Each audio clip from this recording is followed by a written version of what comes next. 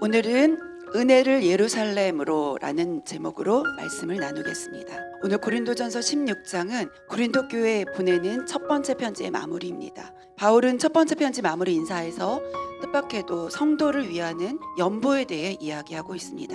연보는 오늘날 헌금이라고 하기도 하는데요. 우리가 드리는 헌금은 하나님께 받은 은혜를 고백하는 행위이기도 합니다. 사도 바울은 교회가 한 믿음, 한 성령, 한 은혜를 나누는 공동체로서 서로의 필요와 아픔과 고통을 나눌 수 있어야 함을 말해주고 있습니다. 바울이 고린도 교회에 특별한 헌금을 요청하는 데는 이유가 있었습니다. 그 당시 로마 제국의 과중한 세금과 경제적 착취로 인해 예루살렘 교회는 경제적으로 매우 어려움을 겪고 있었습니다. 더불어 이 어려운 상황 속에서 예루살렘에 심한 기근이 들었습니다. 기근의 피해는 무척이나 컸습니다. 이러한 장기적인 지속적인 기근의 상황으로 말미암아 초대교회의 공동체 삶까지도 어려워지는 상황이었습니다. 바울은 이방 교회들에게 예루살렘 교회를 위한 연보를 요청한 것이 우리가 한 몸인 한 공동체로서 아픔을 함께하고 필요를 채우기 위한 연보임을 말해 주었습니다. 그리고 그것이 아주 마땅한 일이라고 했습니다. 바울은 2절에서 이러한 성도를 위한 연보를 어떻게 해야 하는지 구체적인 방법을 제안하고 있습니다. 첫째로 언제 하라고 합니까? 매주 첫날에 하라고 합니다. 예배를 위해 모인 날에 헌금을 하라고 말하고 있습니다. 누가 합니까? 어떤 특정한 부자가 합니까? 그렇지 않습니다. 각 사람이 해야 한다고 말하고 있습니다. 그리스도인들이 한 사람도 빠짐없이 동참해야 함을 권하고 있습니다. 얼마만큼 하라고 합니까? 각자의 수입에 따라 형편에 따라 하라고 말하고 있습니다. 우리의 모든 소유는 다 하나님의 선물이요 은혜입니다. 그러기에 하나님께로부터 받은 모든 은혜를 기억하고 우리는 마땅히 그 은혜를 나눌 수 있어야 할 줄 믿습니다. 그러므로 각자에게 적절하게 헌금할 수 있는 방법은 무엇이겠습니까? 바로 11조입니다.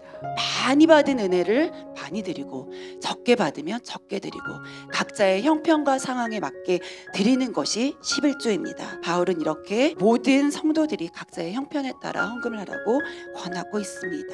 어떻게 하라고 합니까? 미리미리 모아서 하라고 합니다. 미리미리 할 수 있다는 것은 그만큼 우리가 마음을 쓰는 것입니다. 이처럼 헌금은 마음으로 드리는 것이어야 한다고 바울은 권면하고 있습니다.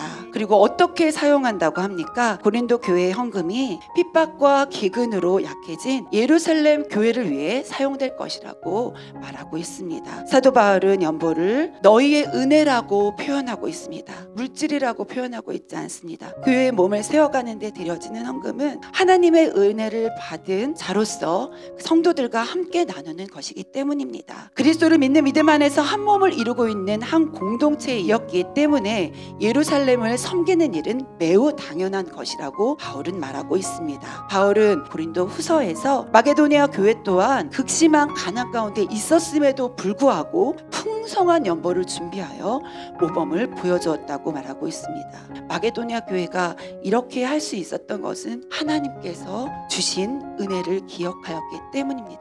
그리고 마음을 다해 헌금을 드렸기 때문입니다. 히브리서 3장 16절에는 오직 선을 행함과 서로 나눠주기를 잊지 말라. 하나님은 이 같은 제사를 기뻐하시느니라 라고 말하고 있습니다. 올 한 해 모든 성도님들께서도 하나님께 주신 은혜를 따라 하나님이 기뻐하시는 거룩한 산 제사를 드리시는 예배가 되어지기를 주님의 이름으로 소망합니다.